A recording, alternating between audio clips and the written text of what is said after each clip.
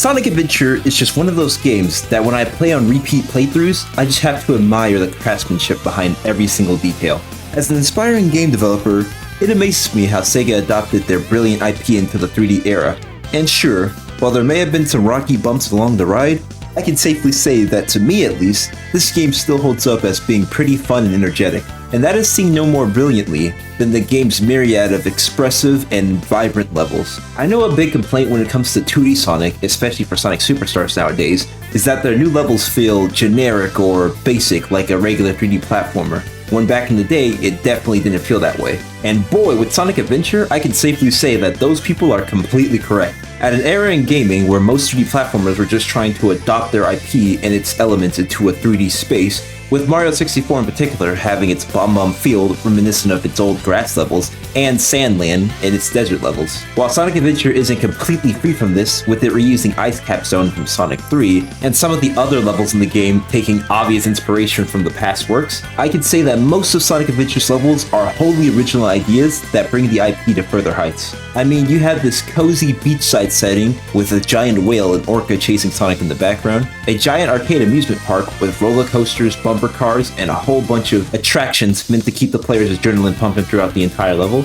and even some of the reused levels, such as Ice Cap from the game, have their own unique twists to the level, such as this outside area that you climb up the mountain to get inside of the cavern at, and the fact that you actually get to control the snowboarding section this time. Sonic's campaign is just filled to the brim with imaginative and creative levels that push Sega's level designers to its limits, while also still being really engaging and fun to play. And the level that represents this creativity and nuance the best, in my opinion, is Red Mountain Zone.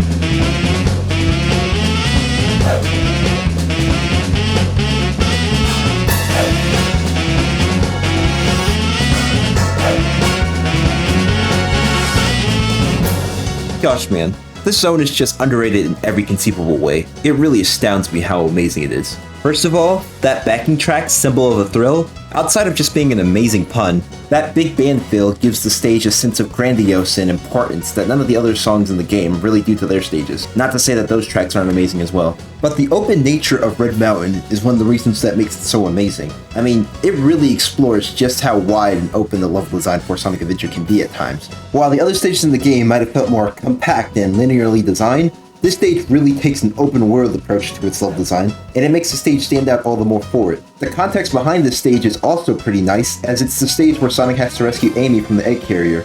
It might seem random that he's just traveling up this mountain, but his idea is actually pretty smart. He's trying to reach a higher elevation in order to jump onto the carrier before it gets too high into the air, much to his disappointment. The gimmicks are all nice in this level as well, with there being more of a focus on these rocket launchers that send Sonic flying into the air. Now these can be found in the other Sonic stages of this game, but I feel like in this stage, it has a more active spotlight, with the player being forced to press down on these switches to activate them, each of the switches being placed in hard-to-reach areas. The enemy variety is also nice this time around, with them adding in this Orbinaut enemy from the 2D games for its first iteration into the 3D era.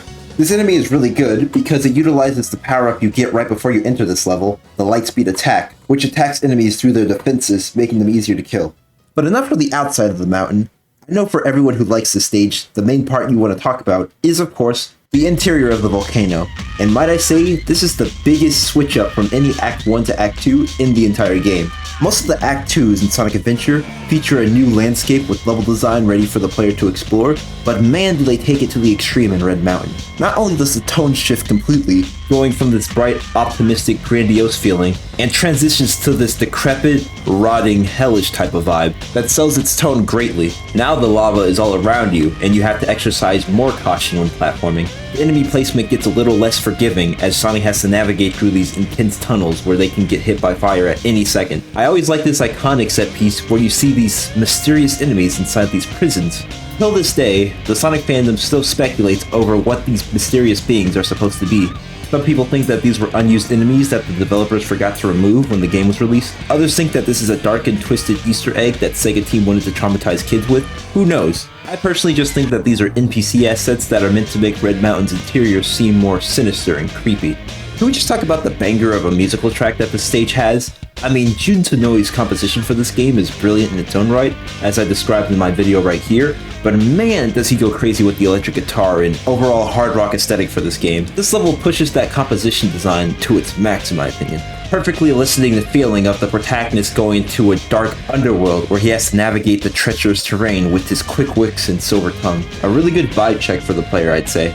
Overall, I feel like Red Mountain is just the most underrated stage in Sonic Adventure, due to the fact that it sells its tone so damn well. It truly takes the creativity and imaginative vibe that this game has to offer to its extreme, and it's perfectly representative of how it takes the game design philosophy of the old Sonic games and translates them into the 3D era in a way that feels original and fresh, for old fans and newcomers alike. From its speed, platforming, exploration, and overall design, I'd easily say that Red Mountain is one of the best designed 3D Sonic stages that I've ever had the pleasure of playing through.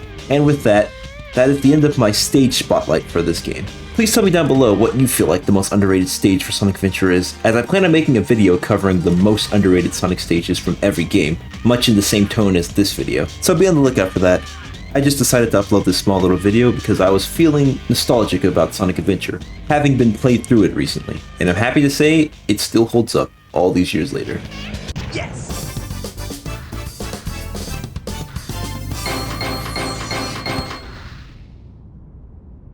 Yeah, not bad.